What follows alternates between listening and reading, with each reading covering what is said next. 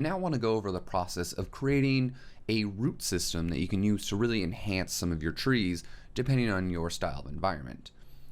For Uncharted, we've always kind of had these really nice, like, exaggerated tree roots that would just really help cement the trees that we would make into our environment and give just this larger than life either feel or just a feeling that they actually are sprawling out root systems that are really connecting the trees to the ground. It's one of the things I get asked about quite often. Here is the kind of like root tree bridge that I made for Uncharted: The Lost Legacy. You know, you can drive either underneath the tree bridge or on top of it, and it's all created out of a bunch of different root assets that I modeled in Maya to kind of help cement the trees to the ground. Now the trees themselves, you can see like right here, they're very simple. They're the normal trees that we have that just kind of stick in the ground. They don't really have any kind of like crazy root systems on themselves. These are all made up of a bunch of different prototypes, and then I use some foliage to kind of like hide and mask the areas where they kind of connect to the regular base tree. And I just kind of want to go ahead and show you my process for creating a lot of these root systems, as I think they're really powerful, and they're something that's not really seen in a lot of student work or even just contemporary modern games nowadays. They kind of just take a tree that has like a cylinder base and it's stuck into the ground. Now while that works for some trees, a lot of trees do have root systems that kind of stick out of the ground and show up, and I think it helps tie in and essentially marry your kind of large trees to the ground and helps them feel like they're connected. Here's just another quick example from Uncharted 4 where we have this kind of like tree roots. They're all kind of like jagged and kind of like craggly, and they're all growing out of this main tree, and they just help tie this tree into the ground. And especially with this eroded earth here, it just kind of feels like all the earth fell away and the root system of the tree is exposed. Of course, you don't always need a tree root system, but it is just a great little addition that you can use for your work if it is supported in your type of scene. So here in Maya, we just have some quick curves laid down next to our scale guy, and this is pretty much how I just start going about doing that. I'll just come in here and do like create curve tools, and then I use the EP curve tool, and I just start laying in some shapes to try and find a form I really like. I want to connect all these and have a central base point where these roots all kind of like grow from one central area. This is all going to be kind of one large root system that's all grown off, and then I can use this, you know, asset here to kind of duplicate around my tree base, or even just have it popping out of the ground to look like that the roots are growing farther underneath the ground and you just can't see where they're actually connected to. But one of the things is we don't want to just lay down roots like this that are just this kind of like little shape and have little areas spinning off them. We want to really overlap them so we can get a lot of dynamic feel to them and a lot of actual kind of height variation. You know, if we turn these into like tubes, it'll be really flat. So the reason why we want to kind of like get some of these overlapping shapes is that we can essentially create a nice little bump here where this root kind of like is growing on top of it, you know, or maybe this root here is growing on top of this one. And so just kind of like layering these shapes together and layering them on top of each other will give you a lot more added depth. So just, you know, using the curve tool, I can just throw in some points real quick and just, you know, start making some cool shapes that will just really help out and kind of enforce the fact that this is a big sprawling tree. And, you know, tree kind of roots do kind of get sporadic, but they all essentially are trying to grow out from the tree. You know, if you're like, maybe that's not working, you know, you want to have like larger shapes down here, you know, eventually funneling down to smaller shapes, you can easily do that. But you just want to think of ways that you can ideally get some kind of overlap, especially around the middle area, as it will help add a bunch of extra depth to your asset.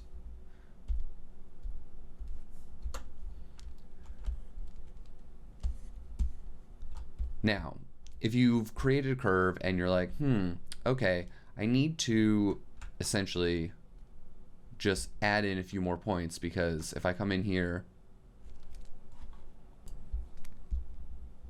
and right click and basically go to control vertices, and you know, you can move these guys around, you can raise them up and down, but you know, Now that you have this line here and you're like, well, I want to add in another like point here to make sure that, you know, I can pull this area up as I want the tree to kind of like bend over this.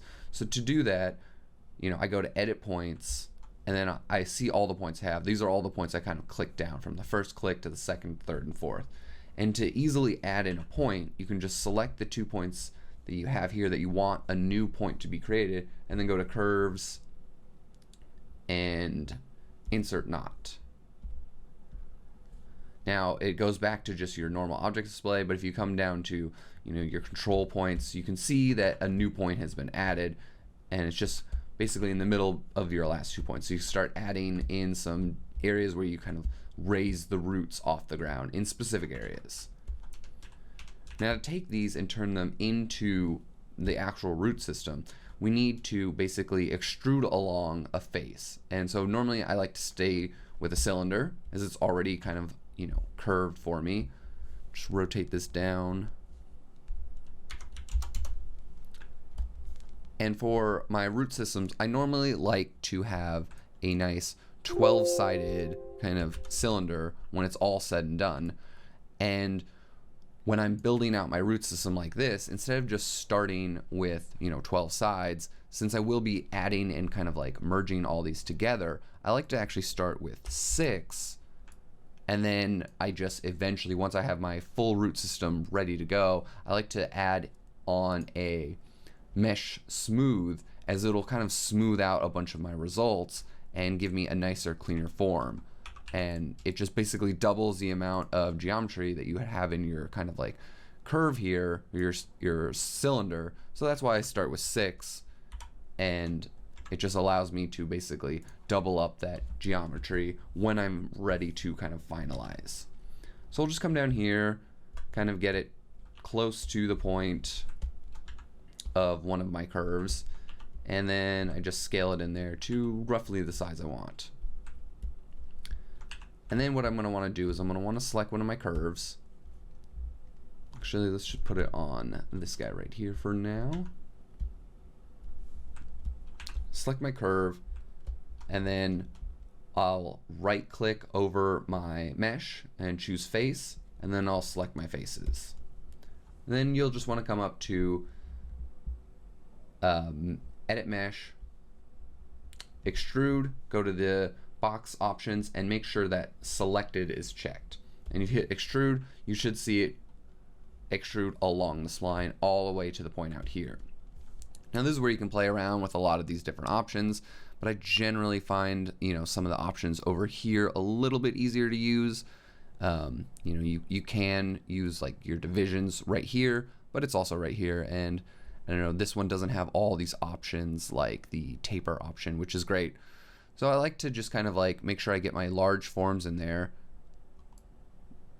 you know, and add some divisions. You know, I don't want too many, as again, I am going to divide it and smooth that out again with my mesh smooth eventually. And then we'll just want to kind of like taper this, and a lot of times you might have to actually type in these numbers to get the kind of like final result you want, as they unfortunately, you can't just like drag and hold like this. It just like does it too much. So just be aware of that. And then that's pretty good for just one of my shapes. Now, if I want to go in and actually edit this, I can easily select my spline, control vertices, and then start moving this around. So if I needed to like raise this up, or, you know, kind of like adjust my curve, I can easily do that. And the great thing is, with, you know, your history still intact, if you add in another edge here and kind of move this around, and then I come back to my curve, adding in those points, you know, will still affect it. It can occasionally, you know, bend it, not, you know, you'll get a weird kind of kink and it won't bend the right way once you added in the extra geometry. So just be aware of that, as that can happen. Now I know there are a bunch of different kind of like plugins that allow you to do a lot with kind of splines and create these kind of pipes. A lot of times, you know, at work I'll use one. Ninja Dojo, I think, is a great one, but it is a $65 plugin, so it's not something I'd want make students, purchase right now unless you find a need for it. But, if you do want to find a bunch of extra really nice modeling tools in Maya, you might want to check out Ninja Dojo. It's got a really great suite of extra modeling tools, especially things for splines. As when you come in here, you can't really edit the shape you extruded on anymore, but with something like Ninja Dojo, you definitely can. But for creating these things in just simple Maya, this is pretty easy and a great way to go about doing that. So then, I can kind of like duplicate this and then just get back my faces right here.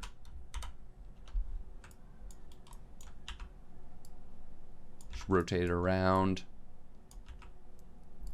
Maybe scale this one a bit smaller. Again, select my curve. Shift select my faces. And then I can just extrude along that again as well. Just add some more divisions here. And then we'll want to taper it a bit. Now we see where we have this intersection and it's not looking great. So we'll want to come into our spline and get our control vertices and start raising this up so we get a nice little bump in there. And so it looks like the kind of tree is growing on top of it and it's kind of being offset by this root here. It was forced to kind of grow up and over. And of course, if you feel like you're like, oh, well, I need another point in there, you can again easily come into edit points, grab them, curves, insert knot, and then you have a point right here, so you can start to drag this down. So it looks like it was kind of still laying on the ground and just barely like kind of raising up and over it. We can do the same over here as well.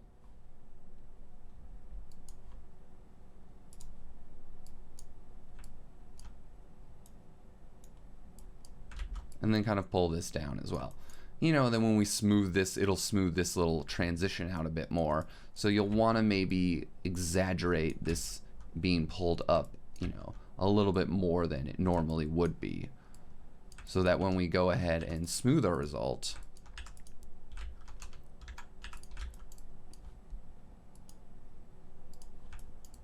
it starts to help smooth out that area.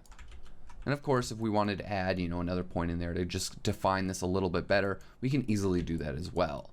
And the great thing is, even when you do have a kind of smooth result, you can still go in and edit your mesh around.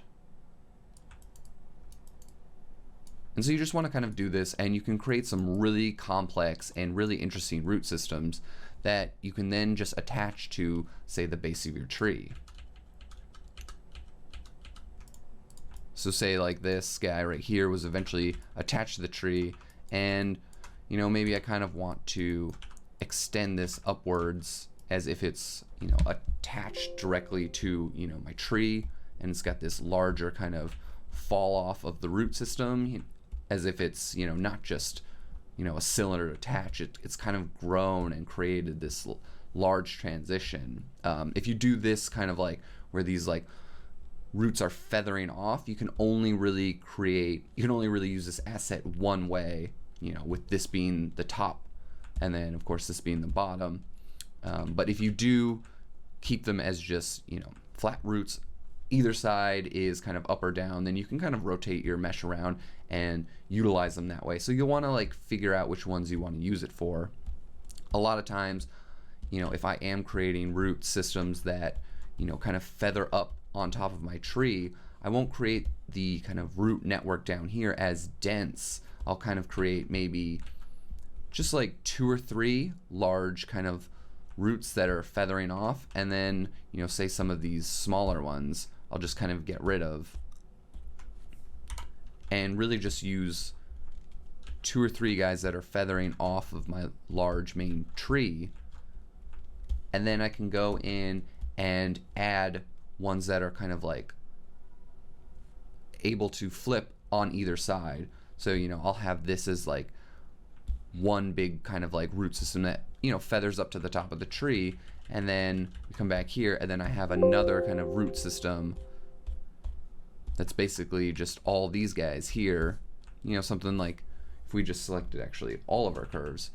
And so if I had this kind of root system that was like fully 360, I could either place it like this, upside down, or top up, and then I can essentially just kind of blend it into these shapes by placing it maybe over here or over here. So these are just great ways to kind of do that.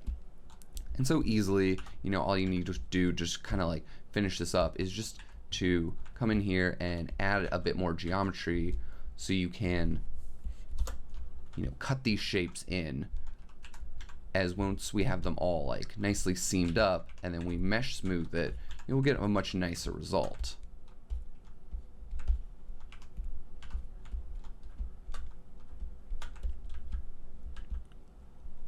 Now again, this isn't really necessary for, your trees at all.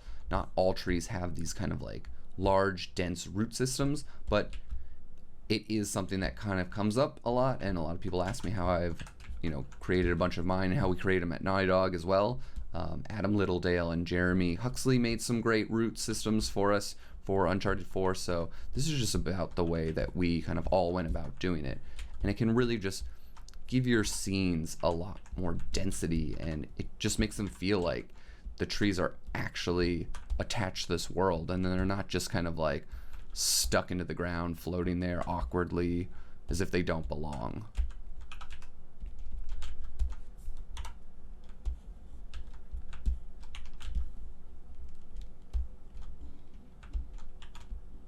I'll just want to add one more kind of like loop in here so that when we pull these in, we can get a nicer little bit of a blend.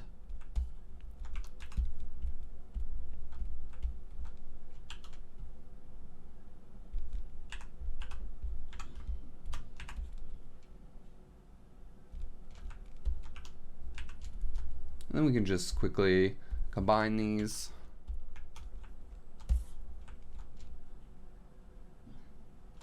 And merge all our vertices, and then just get a final smooth on them, and then we have a much nicer kind of like smoothed out root version.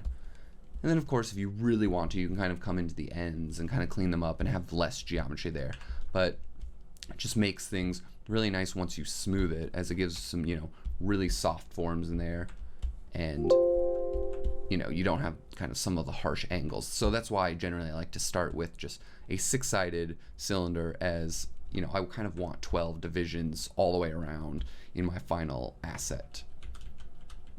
Of course, if you are creating a lower poly one, then you just want to kind of come into these areas that are these transitions and just add some extra loops so you don't have to have these kind of really harsh edges, and you just kind of like want to pull them out just to smooth things out a bit nicer, as those harsh edges can look a little weird.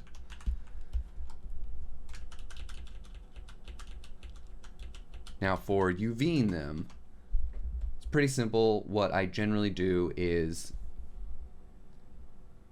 if I have a system like this, I'll just kind of like come in here, grab my UVs, and I'll just do a top-down UV.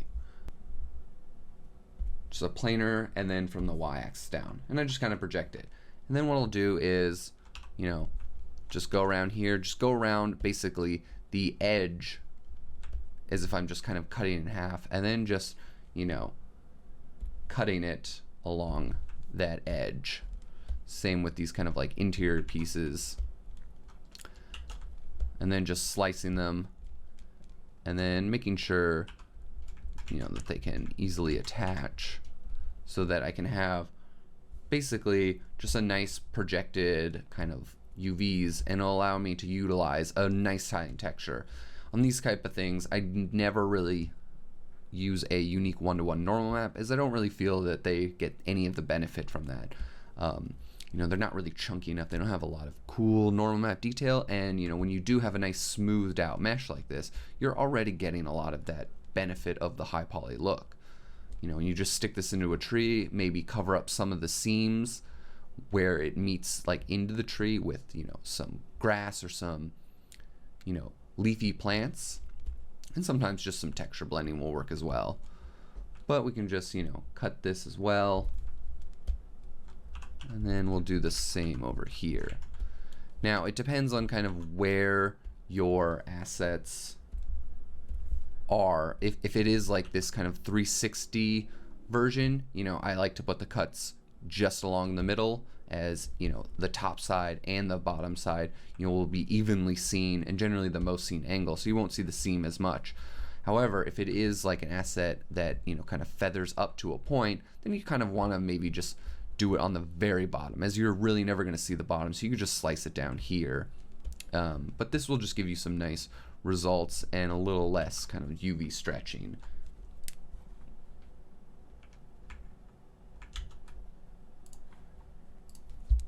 Then we can just take our mesh here and just kind of unfold it. And then we just have some, nice UV shells we can work with. And if need be, if you're getting too much kind of like warping or distortion, again, you can just kind of like come in along where some of these kind of roots are, and then just, give them another little cut. Select your shell, unfold it again, just so you get a nicer little unfold there. And then, you'll want to rotate them so that like a bunch of them all kind of flow the same way. And that way it'll really help with your, tiling texture if you're using it on top of it. But again, you don't really need to like cut these if you don't want to. Like if you are, you're really trying to avoid seams, you can try and paint that out, with your tiling textures and blend textures. But it's just a great way to kind of go in there and, make some really nice root systems. Much like the sculpting rock time lapse I did, I wanted to do one as well for this kind of root system that I just am going to quickly make here to kind of demo this off. I showed you the process, going through it, and now I just want you to be able to watch the entire process, just in case, it helps you pick up any extra tips or, seeing the entire start to finish asset creation, as I generally always find that pretty helpful, instead of just leaving it as, here's a quick little demo of how to do a part of it and then not actually see the full, asset creation. So just quickly going in through here, laying in my splines and extruding along with my shapes. Now, the smaller the root systems are that are like kind of farther branching out, I generally stick those to be just like a 4-sided polygon. When you do get down to the really like lower split ends of the root system, you really don't need a really big kind of, dense mesh. And generally, like for optimization purposes, I'm going to just optimize those anyways and just bring them all down to like just a 4-point little thing. So I'm just going in there and adding in some extra edge loops and helping form these tree branches onto the sides of the, each actual individual mesh. So they all line up, and all I have to do is just kind of delete a face and then be able to stitch them together. And that way I'll have a nice seamless mesh, as that's what you want to go for in a root system. You don't really want these kind of meshes just to be jammed together, as you will be able to see them fairly up close. It's not like a tree root where the top branches, you can just jam those intersecting pieces. It's kind of more like the lower tree branches of a tree where you want them to be nicely seamed up together.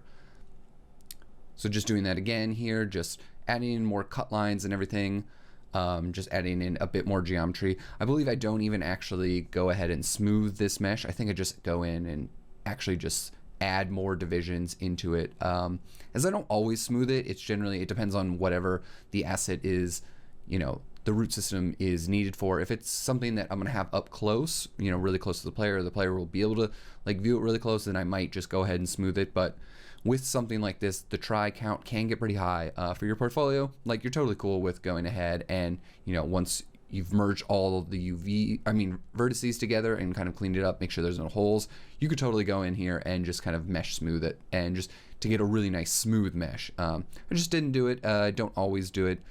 And, I was kind of happy with just adding in some extra geometry where it needs to be. So here at the very back end, I'm just creating a nice kind of like area that can easily just be, a nice big open hole that I could just jam either into a tree or, kind of hide it in some foliage if it's connected to either a, growing out from underneath a building, or, a tree again, or, just something else, some rock that it's like poking out through the cracks.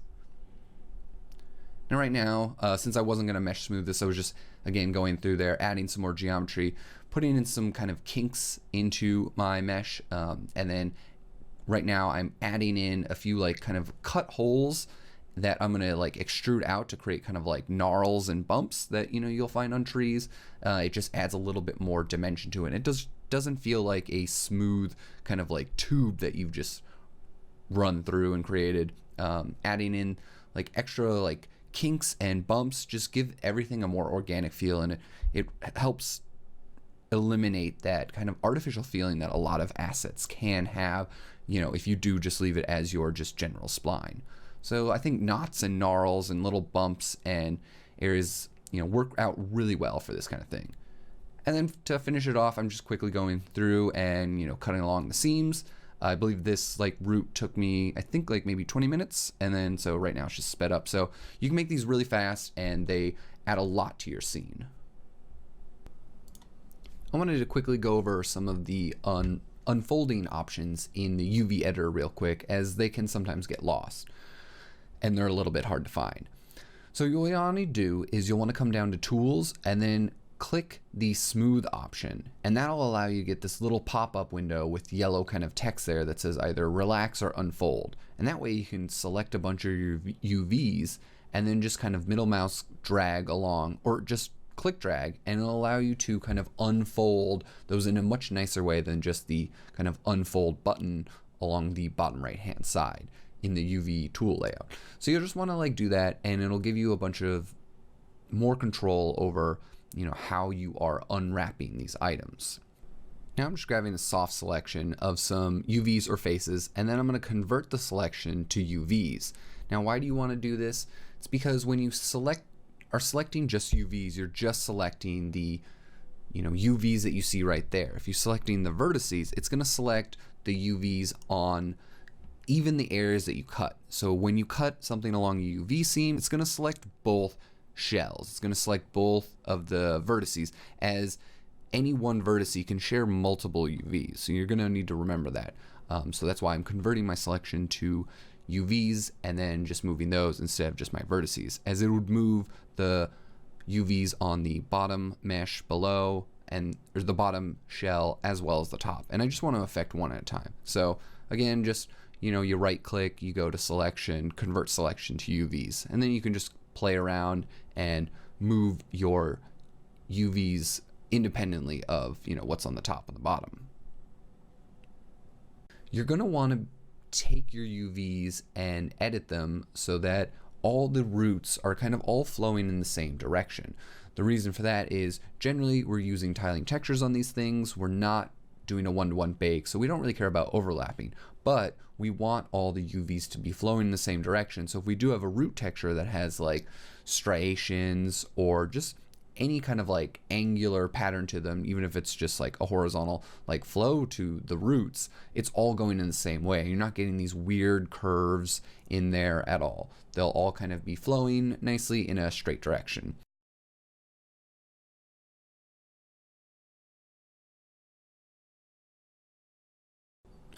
Now that we're done unwrapping our roots, I want to show you a different way to utilize this asset to be able to create a few other root assets. We want to make sure we do this after we unwrap it, as right now we're going to add some joints to this, skin it, and be able to wrap it around different objects, being able to build more complex root systems. So we have our little root here, and it's great. We'll want to delete history. It's unwrapped, and we can just duplicate it over here. Now, if we had something like a wall and we wanted our roots to kind of like drape around them and bend down here, we could do that by like soft selecting and just kind of adjusting things to get them where we want them to be and just start like kind of wrapping it around. But it's not a great way to do it, and it can be a bit slow and tedious, and you kind of have to adjust all these all the time just to try and get your roots to be around, like wrap around an object. And say you're like, oh, okay, well, I want to change it again. You have to go through this whole process of just bending this around this corner. And that's a worse way to do it. So I'm just gonna clean just our scene of all this, and we're gonna bring back our roots here. And what we're gonna do is we're gonna skin them with joints so that we can make a whole bunch of different variations. Now we'll just quickly do some really simple joints, and then I'll show you how you can do even more complex joints. So we're gonna wanna come down to the rigging tab and go to the skeleton drop down and just create joints. And then we're gonna wanna place joints just along our mesh where we feel like, oh, okay, this is kind of where we'll wanna bend it. Now I'm just doing it through the middle and just gonna have it kind of affect the entire root system. And then we'll just wanna add one final one, just kinda out there. And then to apply this joint system to this mesh, we need to turn the mesh into a skin. So we'll wanna select our joint chain first, and then select our mesh and go to skin, and then interactive bind skin. And then we can just click bind skin, and you'll get these little manipulators here, kind of wonky looking, but they'll allow you to kind of change the envelope size of where these are affecting. We don't really need to worry about this too much. We're just going to eventually kind of use poly painting to affect the joints, and we can do that in a little bit. But now we'll see we have all these little joints that we click down, and you can tell by the mesh once you're selecting it, it's purple, it's being affected by this. So when you select a joint, you can rotate the mesh, and your model nicely transforms with it. You know, the more joints you add in there, the more flexibility, as well as the more mesh subdivisions you have throughout your model. You know, so we can just kind of come around and wrap this around really any kind of shape we'd want. And that way we can create a bunch of different variations. You have to watch out for like how far you spin these, as depending on whatever the painted weights are at the start, it might be a little finicky. And the final joint doesn't actually affect anything, so you never really have to worry about that guy. But you can already see we can easily just do this and get some really cool looks in here and just change this model up essentially really quickly and really easily, you know. And then we can just come in here, delete the history, and now we have a new mesh that we can just export out and use that as well in conjunction with this mesh here. It gives you a bunch of different flexibility and options to kind of create assets that wrap around things, you know, as well as ones that just kind of stick nicely into the ground or along a flat wall. But let's just go back and check out how we can adjust some of the settings here in our joint system. So we'll want to select the skin and go to the skin tab and come down to the paint skin weight tool.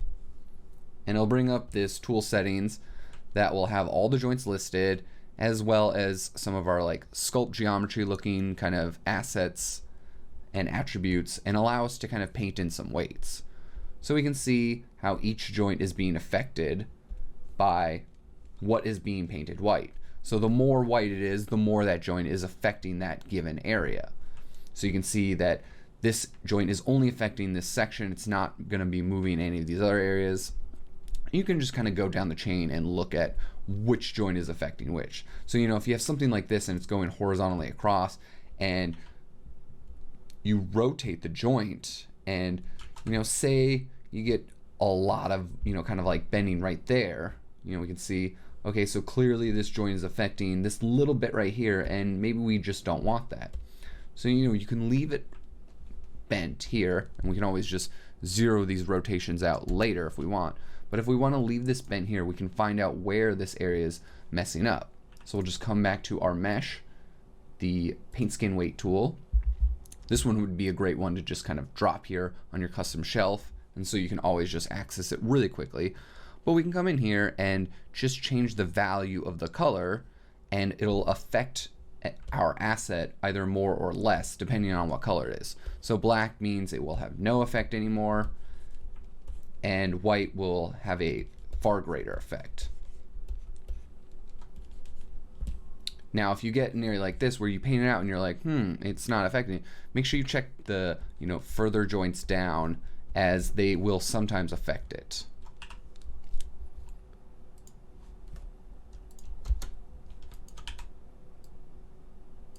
Now it's still being affected, and another way to kind of troubleshoot that is to make sure you kind of zoom in close, and if there's really any vertices at all that are getting painted in there, they're still going to affect it. So even though it looked black, it wasn't fully black. And sometimes it just kind of bugs out pretty weird there, so you will have to be careful.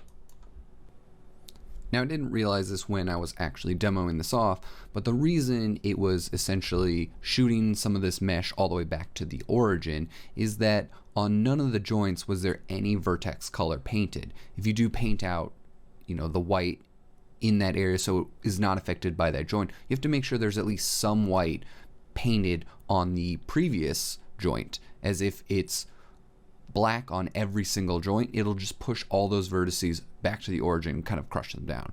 So just wanted to make sure, add in that little note, make sure that, if you are painting some areas out of a joint's effective range, then you need to make sure that they are painted in either a previous joint or a later joint, as they always need some amount of vertex color.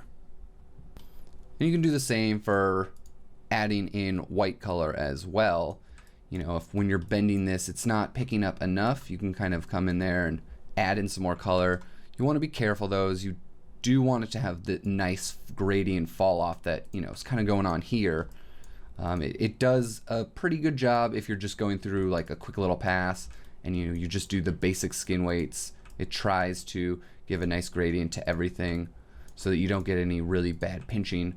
But you, of course, can come in here and fix any trouble areas that are just, giving you a little bit of issues. Still getting some issues there. So it's just one of those things where you have to kind of come in and play with it.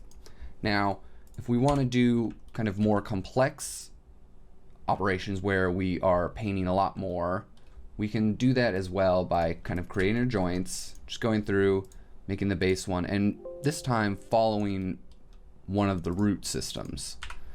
Then we can come back in and create another skeleton, and we'll follow this root.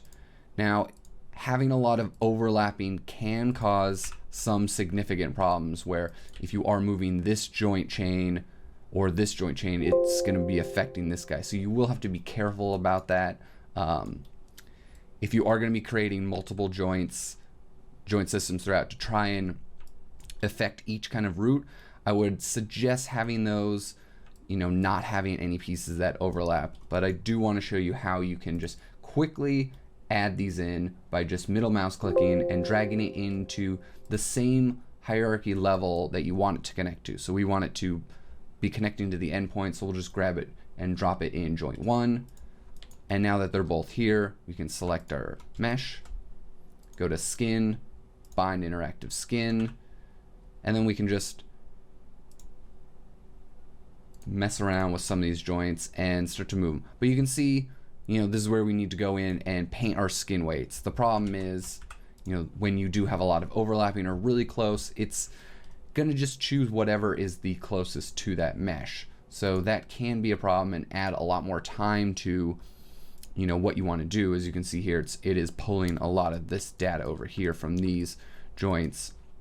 So you do have to come in there and paint it all out and make sure you get a full 360. Otherwise you'll get some really bad kind of like affecting of other joints. But it will give you a lot of extra flexibility in your meshes, and it's great if you don't really have any overlapping kind of root systems. If you do just have things that are like nicely kind of laid out, like if this one was just one, or if like this root went over here and then like kind of split off, you could have multiple things. And you do have to watch out. Sometimes they just kind of like all just disjoint and go back to the pivot point. So make sure you watch out for that.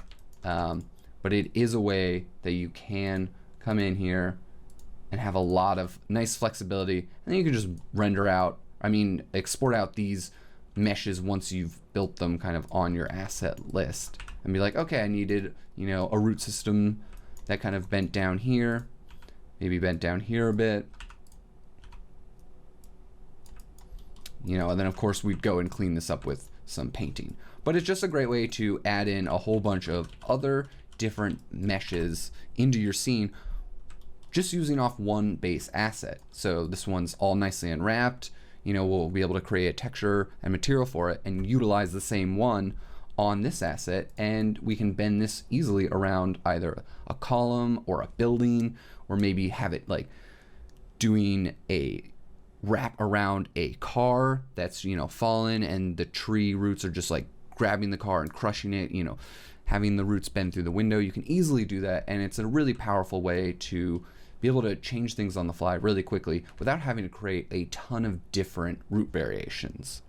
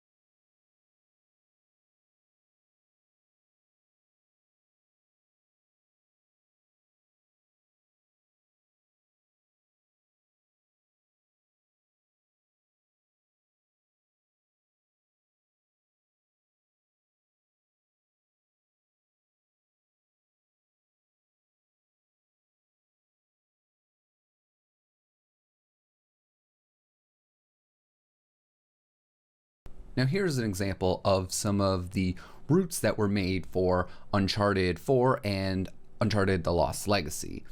As you can see, there's a bunch of different variations here. Here we have some that are pretty highly dense, and they're kind of in the style that I was demoing off. You know, I believe these were done for some of the cinematic spaces, and we had lower res versions as well. But you can see a lot of overlapping, a lot of intertwining roots. Gives a really nice, good, chunky feel. Same with this one as well. Here are some more that are kind of, you know, more of the general game ready kind of like polygon count that, you know, we're used to seeing.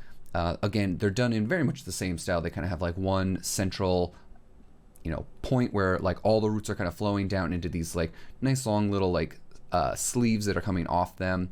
This one, it's like a big jumble, then it kind of like pools up here. These are great for, you know, creating either large walls that have all these roots on there that you can, you know, then fade out at the base with either some plants or some other kind of like root systems.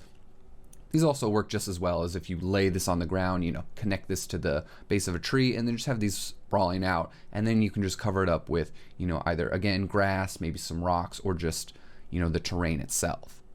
Over here we have more of the kind of like tree connectors. These guys are great for connecting the base of a tree to, you know, essentially the terrain itself and having it feel like the tree is growing into the ground.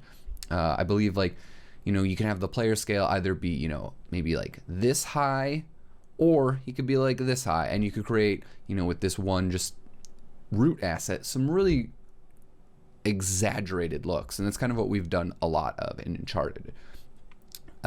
And so, you know, you just feed this into like the base part of a tree, or even in some areas where you have like a rock splitting apart, you know, you could put like a rock here and then like a rock there, and it's just like, it's this massive root system that's just like splitting this, rock and kind of like funneling through it.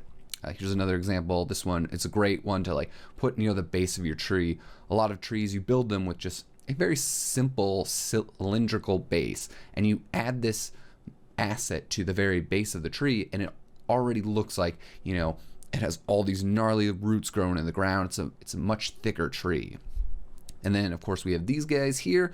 They worked great for just kind of getting those really long extension roots that kind of like just sprawl out and either are kind of like hanging onto the side of a cliff, or where the earth is eroded and you just see the ends of these roots kind of like popping out.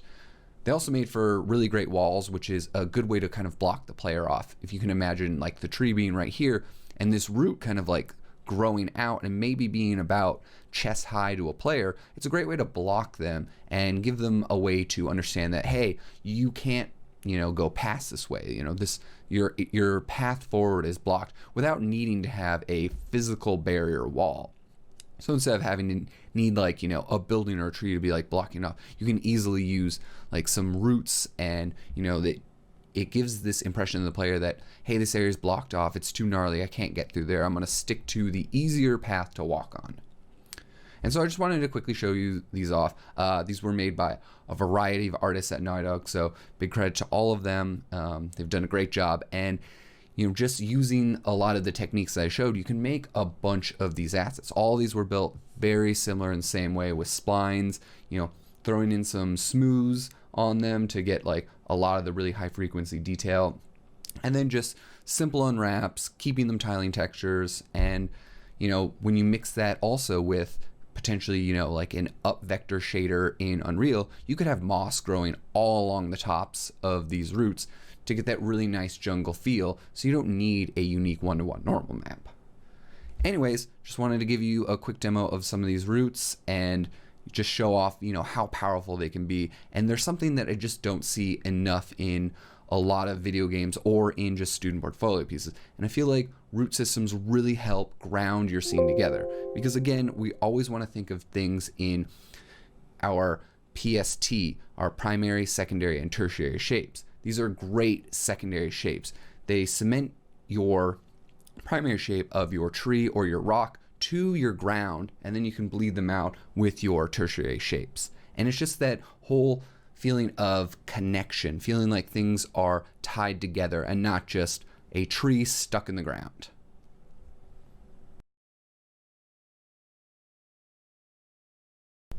I wanted to now take a quick look at some advanced ivy techniques that you can utilize to help breathe a lot of extra life into your scenes and give a really nice density that is something that's been extremely common for all of the Uncharted and The Last of Us franchises. So right here we have a simple patch of ivy that you would see that kind of grows on the wall. Here next to our character, it's pretty simple. It's made of two parts. One is a tiling texture of ivy with a nice little alpha, and then the front part is a smaller detail bit of a bunch of different little pieces of ivy that's on a separate different texture. It has ivy on little branches, it has ivy leaves, ivy large clumps, and then just some little branches and twigs that kind of like spurt out from the edges. Now, since I don't really want to waste my time with Maya's hypershade, this tiling texture here of ivy doesn't have the alpha'd out edges that we would have normally either in any of the Uncharted games or that you would have in the Unreal Engine. As spending a bunch of time trying to create Maya shaders that represent what you have is honestly just a big waste of time. So in the actual game engine or in something like Uncharted or The Last of Us, what I would do for this asset would be to select all these edges, convert the selection to vertices, and then just apply a vertex color there that I would use as a driving alpha to remove the edges and turn them essentially kind of invisible. That way it would give this a nice fall off, and that way you don't see this kind of just hard edge around your tiling texture here. So that's a great way to do things. We could easily just assign it the color blue as we are using, green for kind of our wind. And in case we ever want to add wind to this, we'll want to use another vertex color. So I generally go with blue for something like this, as it just allows me to keep the red channel open for anything else I might need. And so then we have just these smaller detail bits that are added on top of it. Now, you might be wondering, why do we have multiple different textures and why are they layered on top of each other? Well, it all comes back to kind of what I was talking about with the grass textures and creating LODs for them. Again, we want to think about assets that can also benefit a game production, and this is an asset that is created in that way. If we wanted to pull out from this asset and basically LOD it out, I can easily just LOD away all these smaller little details, these small little ivy clumps, the little twigs, the little branches. And so if we were like to move the camera far away, we would only have the tiling texture of this ivy clump here. And when you're far away in a game, this is going to hold up really nicely. You're not going to need this detail. As you can even see here, you can't really tell. I mean, granted, we don't have lighting and shadows on it, but losing these small intricate details that you would get up close, that gives it a lot of depth and a lot of, detail and just more depth than this flat plane. We don't really need them to be there once you're out, say, 30 meters. So we would fade those details out and then just be left with this nice little plane here that, again, because of our alpha and our shaders that we would create in Unreal, we could just have this nicely blended off so it doesn't have this harsh transition. And so this is how we created a bunch of the ivy for Uncharted and The Last of Us. So let's just take a look at one of these guys right here and really see what they're doing. So we can see here, this is just, again, a simple tiling texture. It's just ivy that has been laid down. You can either do it by a texture where you're just like creating a nice alpha and then texturing each leaf. You can create the tiling texture in ZBrush through ways we discussed, the same methods that we did for our tiling rock sculpt, but using like leaves of alphas to create a nice pattern. Or you can do it in Photoshop or Substance, whatever you're most comfortable with. It is just a simple tiling ivy texture that has an alpha to it. And then of course, we would put black, fill the entire asset here with black, and then the edges would be changed to the vertex color blue so that when we're in Unreal, we can fade those out. On top of that, we have this little detail of leaves. This is what we would fade out to be our LOD details. They add a nice bunch of extra detail up close that's not really needed far away. But when you're up close, even in a third-person game like Uncharted or The Last of Us, you really want that extra detail to help sell this world as a real living plant instead of just a flat card. And I think that's what really helps separate Uncharted and The Last of Us from a lot of other projects where they might just use, flat cards. So if we want to break this down, we can see that it's fairly simple. These are all the pieces that it's made up. We can check that by the UV editor, and we can just see, it's just a few pieces of a texture that has like some long strips of ivy right here, and then just some small little ones that are like on their own. It might be a little difficult to see, as we put a lot of edge padding on this texture, but we can see, there's a nice large clump of ivy. Here's like 2 or 3 little ivy leaves. These are like little individual leaves. This is a nice little twig branch. This is just another branch with some leaves. Here's a branch that's alone, and then 2 longer branches with leaves. And so we can just see that if we break these all up and just only select one of each, we can see how simple these are. They're just small little pieces that when you duplicate around, much like we did with our grass asset, just duplicating those individual little pieces of different tufts of grass and flowers around to create a grass asset, you can do the same with ivy. And you can just layer them up and then of course attach them all together and then export them to the engine you need. And we do this with a lot of them. So again, here's another one that's just really simple little background of the tiling texture, and then some really nice just layered on leaves that are all just kind of stacked on top of each other. They have little bits of bend, so they kind of like curl out and just give a nice bit of depth and pop for when you're up close. And we can make some really interesting pieces like this one here on the side. It kind of just grows up and kind of makes a nice corner piece. Or we have these ones here that hang down and can kind of create a nice look that there's foliage on top here that's kind of growing over. And you can use these assets on anything. It doesn't need to be like a building like this. We use these a ton on different types of rocks and different even trees, growing these up from the base. It really just depends on, what kind of looks you make and how well you can utilize them. So when we're building these, we want to start with first our small little base mesh here, as we'll just create a nice simple shape, determine what we need.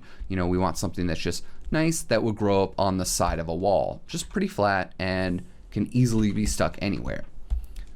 If we're creating a corner piece, we'd want one that just kind of like flows around the corner. Or one that hangs down, we'd want something that just simply kind of like has a bit of a curve to it, a little bit, it pops out so that we can easily hang it on the edge.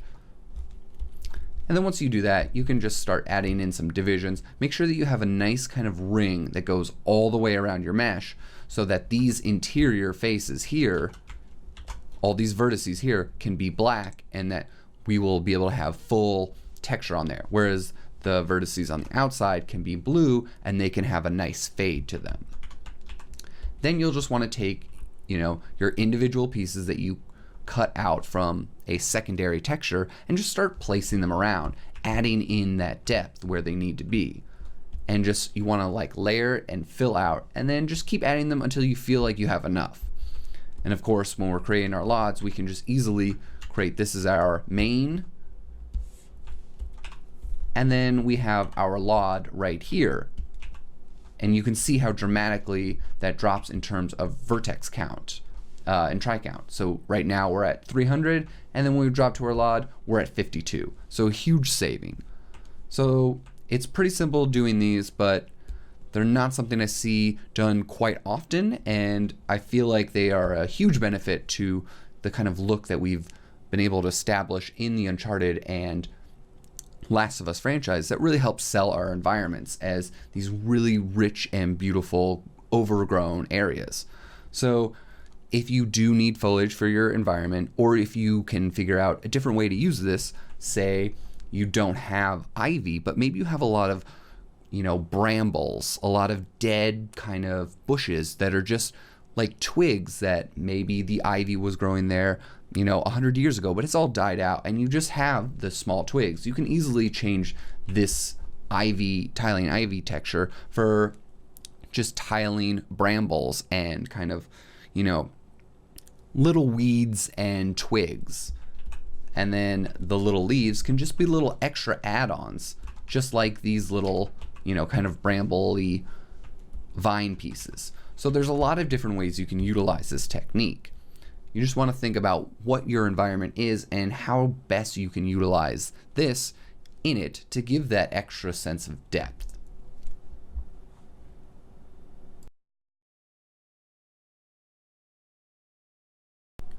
To further expand on creating foliage assets, generally kind of card type assets for your scene, I wanted to go over a little bit more than just grass and what we can easily do with a texture sheet that has a lot of different plant types and the quick variety we can get from a single sheet. So on this sheet, I have a few things that I feel like I could use in addition to my grass assets that I'm making. I've got like a large fern, a kind of, more squat fern, a couple of flowers, a weed patch that's just kind of green, one that has some purple flowers, one that has a little bit of white in the top. I might want to add a bit more in there. A kind of like little clovery plant guy right here, and then a nice little tuft of grass as well that I can help mix into this.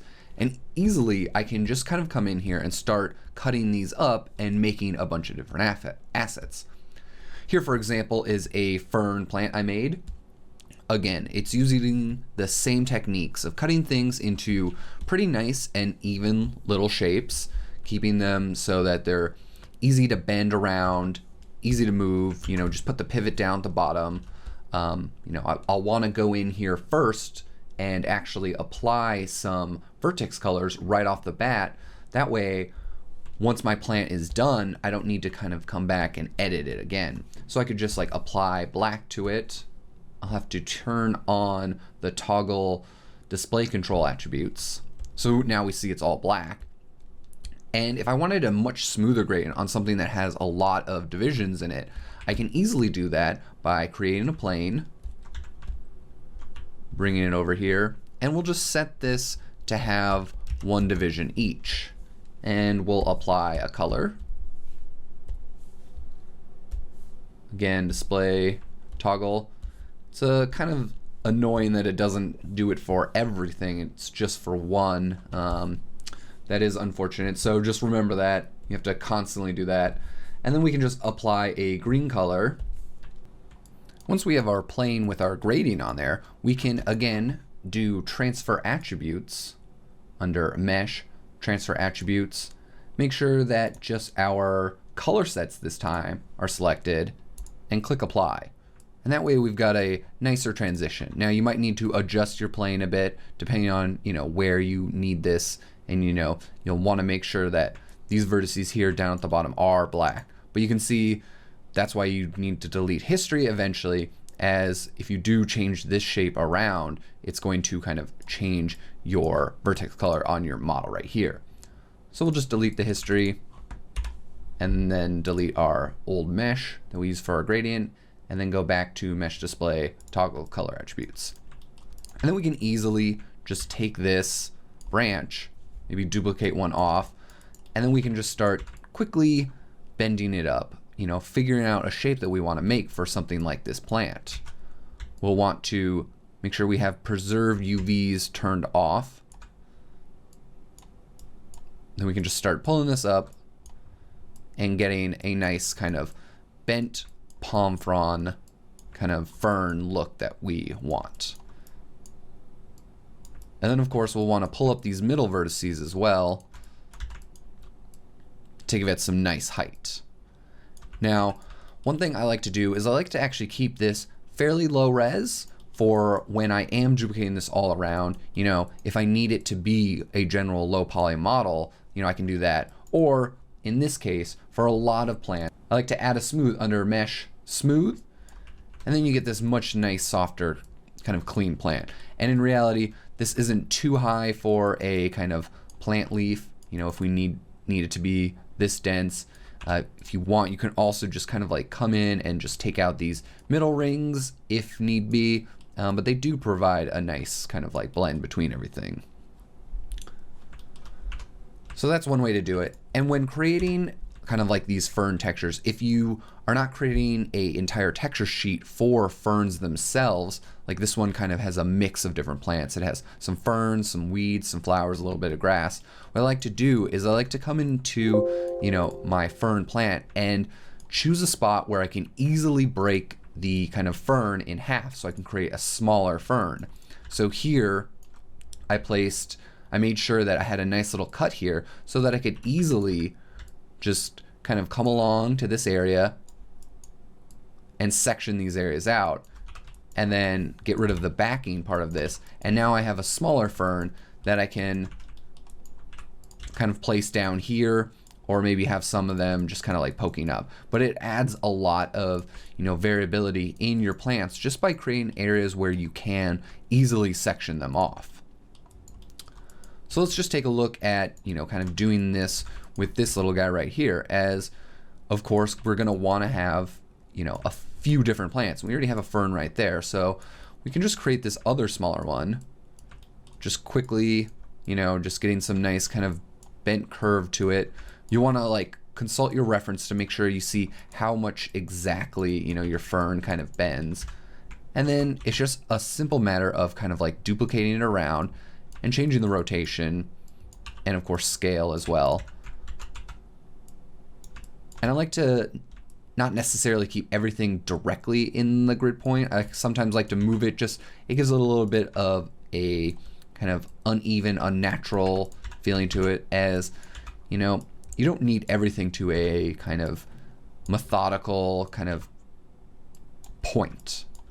You know, real life, these kind of like bushes are going to kind of like pop up in multiple different areas in the ground, and all the roots are going to be down here, but you know, where they're sprouting up from the ground might be a tad different on each one.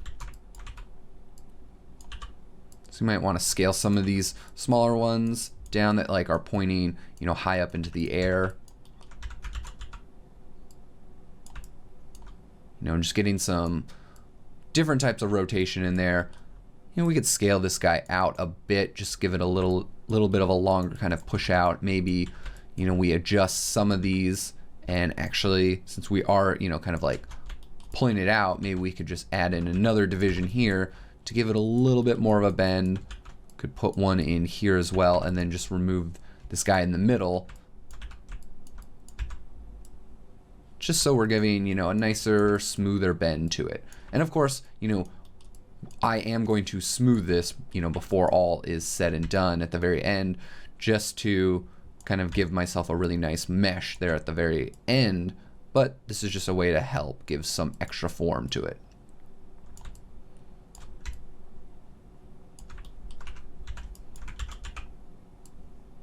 And again, we just want to like overlap these, you know, where it feels right, and it gives a nice kind of density to the plant,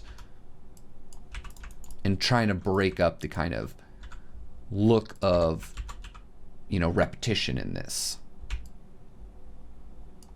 And if you're wondering like how I'm getting to changing either the local or world space, you just have to hold whatever key you're rotating with, like the W for, you know, the move, the holding R for rotate, and then, or sorry, E for rotate and R for scale. I only mention this as I actually didn't know this for probably the last few years in working with Maya. I would always have to kind of come to the tool setting and then just change it here, or have a hotkey that I used to have on my toolbar, as I did not know that the marking menu, just holding those, would actually allow me to do that. So that's one of the things you'll realize when you're working at a studio or, you know, in games, is that there's so many different little tips and techniques that you just don't really find yourself using all that much, and you just might not know about them. And then someone just kind of like will come along and be like, oh, that's weird, why are you doing that? And they'll tell you, and you're like, well, I can't believe I didn't know about this kind of like marking menu hotkey for most of my career. You know, it's just one of those things where it doesn't matter how long you've been in the industry, there's always something new to learn, something new to kind of take away from it. So we'll just duplicate a few more of these. Just get some height in there. So we don't want to have too much like poking out of any one side. And if we want, we can actually, you know, depending on how close these ferns look, these look a little bit kind of too different, as you know, I was intending to have like two different styles on here. But if you do have them kind of in the same kind of plant family, you could easily just go ahead and maybe add some of these other ferns in there. It really depends on like how close they look to each other. You know, you don't necessarily, like these leaves are pretty different, but if they were the same style of leaf, you know, you could easily just kind of bring some of these similar plants together. I would do that normally on a sheet that I had just a bunch of different ferns on. I would generally try to keep them kind of in the same or close to a same family so that they could be interspersed with each other, but still, if they are kind of on their own and they are creating their own shapes, they could look very different.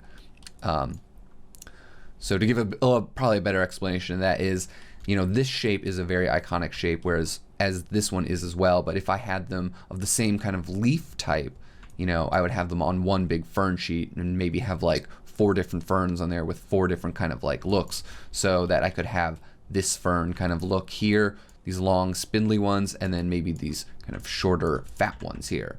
So that's just something to keep in mind, as it can help out a lot to get a lot of nice variety if you know you are creating a fern sheet. But for this sheet, I wanted a bunch of different varieties so I could have a bunch of different plants. And it really just kind of comes down to, you know, whatever your environment is, or in my case, just whatever I'm showcasing off for the needed environment. So when I'm kind of like happy with, you know, how it's looking, you know, and it's got enough kind of like little ferns in there, enough where I'm like, okay, you know, this will work for, you know, what I need it to be. Then I'll just like add a nice little smooth modifier on top of it, and then it'll be pretty much good to go. I can export it out because, you know, as we had already seen before using the kind of gradient texture, I already have my vertex colors on there, and so they're all set up and ready to go. You know, the last thing would be to just kind of like group it, you know, kind of like find out how big I want it compared to my scale character. For this guy, you know, it is kind of this smaller fern look, whereas my other one is, you know, this larger kind of larger leafy plant. So I'd want to kind of scale this down to fit kind of the size that I'm going for of this plant. You know, maybe that's pretty good. And then of course I can just kind of come in here and combine it all. Then I'll delete history, and then, you know, I'll want to put the pivot at the very center. And of course, I'm going to want to check to make sure, you know, what my vertex normals are looking like. And of course, we'll have to turn on the custom polygon display and increase the normal size again.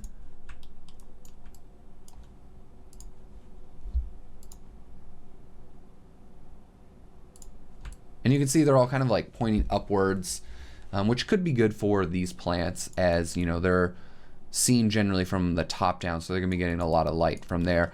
Whereas grass, you kind of want to get that more sphered effect. But again, this is something you might want to check in the engine. If you are getting some awkward lighting, you might need to just kind of come in there with a nice little sphere. Then we can transfer the attributes. So let's just go over how we do that again. It is under Mesh, Transfer Attributes. We'll want to turn off color sets this time, and then just do our vertex normals.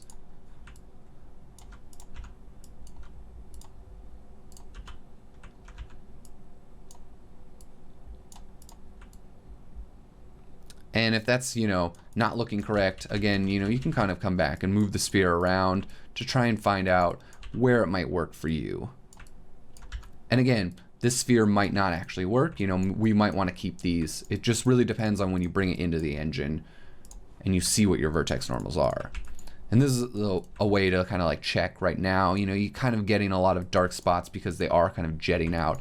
So for these leafy plants that have a lot of top-down light, having just the kind of vertex normals that we already have on the leaves themselves can work out pretty well. But there's one fern ready, and, you know, 180 tries, pretty low, so that's pretty good. So we can just kind of come in there, give it a nice little smooth, and this way it's a lot smoother. Again, this also depends on the kind of scale and size of your asset. You know, for something that is small like this, that is around their feet area, I'd probably just leave it as it is, as it doesn't really need to be that much denser. But this guy over here, you know, it is a larger asset. It's kind of close to the player. You know, it's getting up close to the waist. So this is one guy that I would want to just add a smooth in there, as polygons are really not that important. You don't want to like go overboard and just add a ton, but for something that when you get up really close to, you can add in those extra polygons and of course just lot it out really quickly. You know, if we remove our smooth, we've dropped it down a significant amount, and which is great, as this makes it for our first like LOD. So you'll want to make sure you keep whatever asset you have, and then if you add that smooth on there, you just already have your LOD. Then here's some little like kind of these lilies or clover plants. They're just a simple card basically. Just look at the UVs real quick. Just this simple card that is the kind of little lily here. And then for the stem, I actually just grab a part of the weeds that I have over here, and it's just a nice little simple card, so it has something to stick into the ground. And then you just kind of like duplicate and scale those around, and you've got these nice little lily pads or clover plants that you can mix in with, your grass clumps. And then of course we can also come in here and create some weeds as well. I've got like 3 different style of weeds. You can just start duplicating those around, and that's why I like to add in grass when I am dealing with a kind of weed texture and I want to make a weed kind of clump. I like to put in some grass, as a lot of these weeds are not just going to grow out on their own, they're going to have grass around the base of them.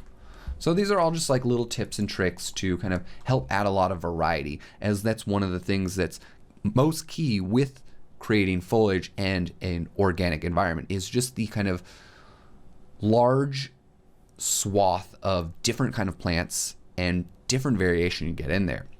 You can make a lot of quick variation with just one simple texture sheet. I showed how we can use our grass to create a lot of different sizes and shapes of grass assets, so you're not just seeing the same single round patch. You can use the same technique with your kind of weed sheet, your flower sheet, whatever your floral sheet is, your secondary addition to your grass textures. And of course, if we have this kind of, weed or this fern patch here, we can come in and without even really changing much of the model, we could just take maybe some of the kind of higher up ferns here, just remove them, maybe actually just create a small little patch like this, and already, without doing really too much work, we have a completely different looking fern plant based off the same thing. And when you have these together, of this larger and kind of smaller fern, it's gonna give a lot more variety to your scene. And that literally took me 15 seconds to do. All I would have to do, since again we already have our vertex colors for our wind, is just kind of combine them, check to make sure that the normals are looking good, and then just export it.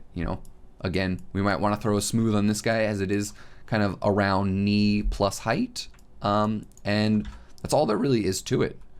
We could even kind of come in here, maybe just combine this, and then give it a scale and see.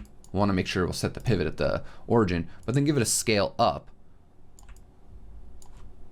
and then throw a mesh smooth on there. And there we go. Now we have these kind of really exaggerated arching kind of plants or ferns here in this really kind of high fashion. And if we get this around our other plant here, we already have a different look. We have this like really nice broad stroking arching fern, and then this one here that is this more kind of feathered out large plant. So again, really simple stuff. It adds a lot of variety, and it just is going to help give your scene a lot more life. Just the variation is kind of really key for any organic environment. And that's why you just want to kind of focus on utilizing your texture sheets to create a large variety of assets without needing to kind of uniquely one-to-one every kind of plant or every kind of rock and boulder. Utilizing tiling textures, utilizing vertex painting, or our up vectors is going to help give us a lot of freedom to create a lot of assets really quickly without needing to spend so much time uniquely unwrapping everything. And that's the key to an organic environment. So I want to keep that in mind for when you're going forward creating any of your assets. Do things in a smarter, quicker fashion that you don't need to reinvent the wheel, remake every rock, remake every fern and every fern texture. You can easily just move some of the model pieces around and you'll have the variety that you need to make a really believable world.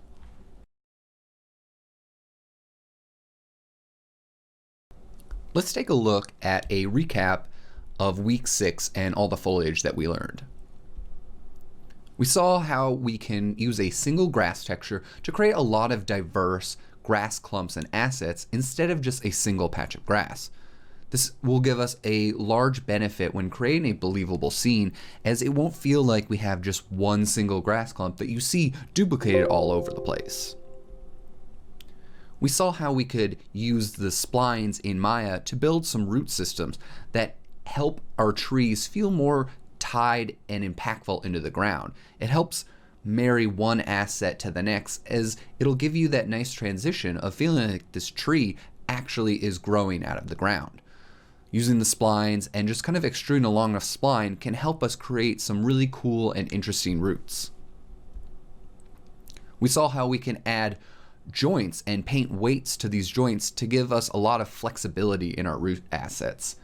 Instead of having to model a new root system every time we want like a different pose, we can easily use the joints and then just kind of deform them to the way we want. Say if the roots kind of grow around the side of a building or they're growing up a different pillar, we can utilize the joints to just help us create these assets a lot faster without having to hand model each different root. We saw that we can create some really simple ivy clusters utilizing a lot of the same techniques that we learned with our grass assets of just kind of creating a bunch of nice little small squares that are easy to build up on top of each other. We saw that utilizing two different kind of textures will help when we're eventually lotting in a game production environment.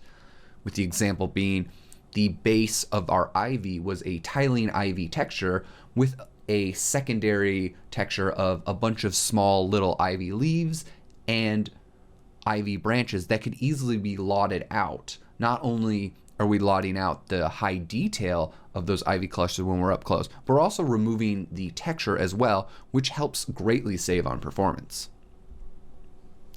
And finally, we saw the power of creating a diverse floral sheet and how we can get a lot of mileage out of just one extra texture that we make.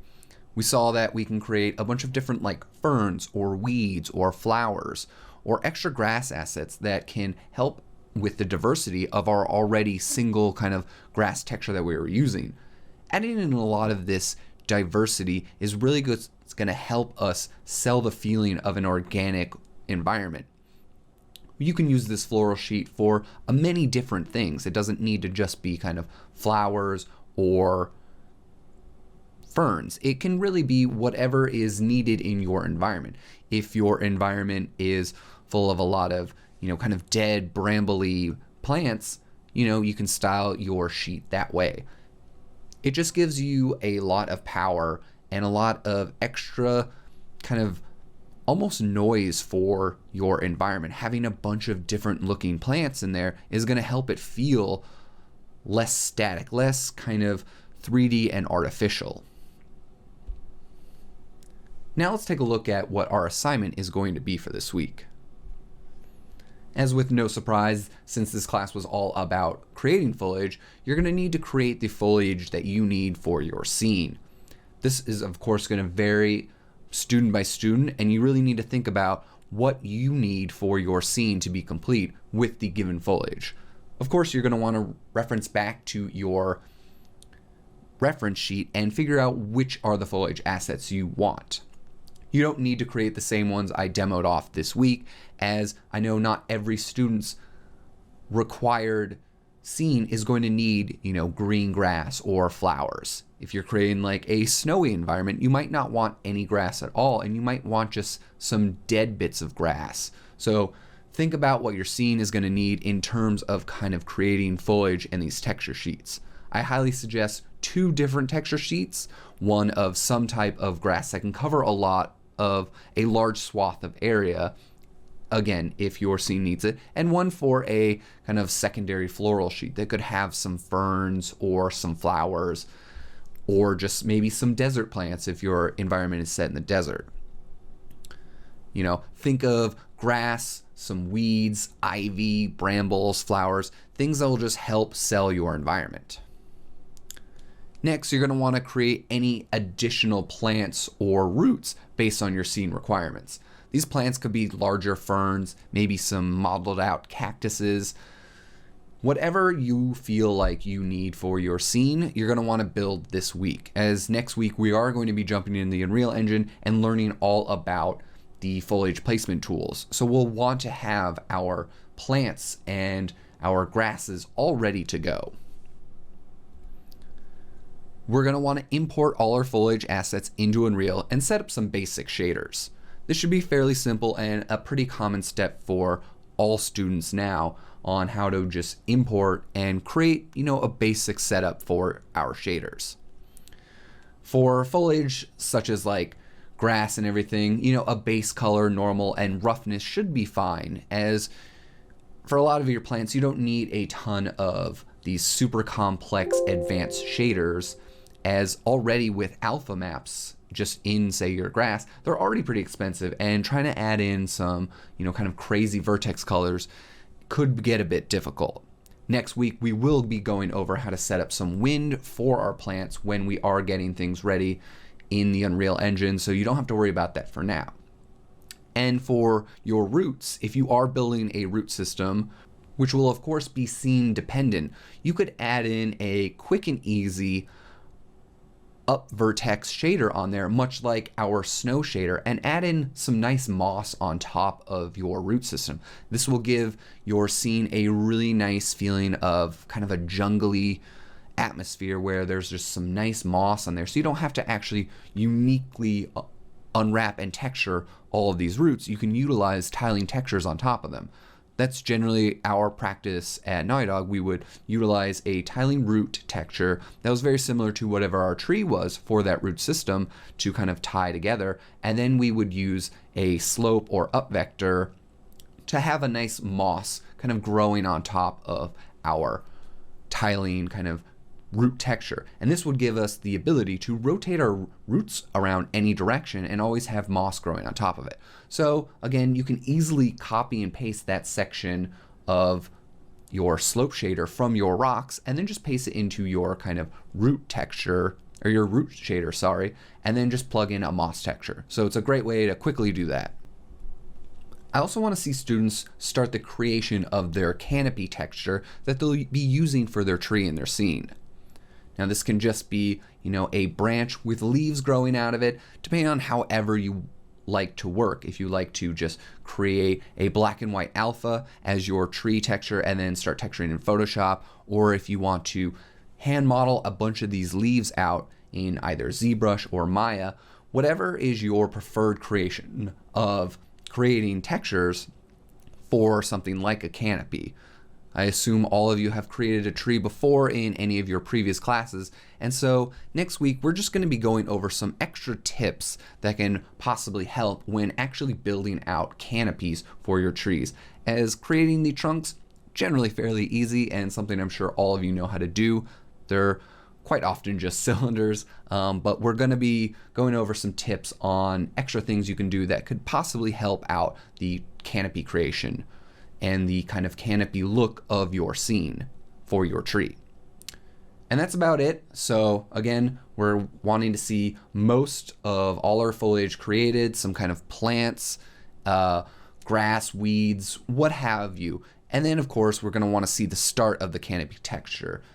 We're gonna be jumping into Unreal next week, and we're gonna start learning how to utilize its foliage system to really start placing a lot of these assets around. So we're gonna wanna have our trees in a state where we can quickly create them next week and then just start populating our environments. All right, as always, I will be on the forums in case any of you have any questions, just shoot them over. And I'm excited to see all the great looking foliage you're about to create.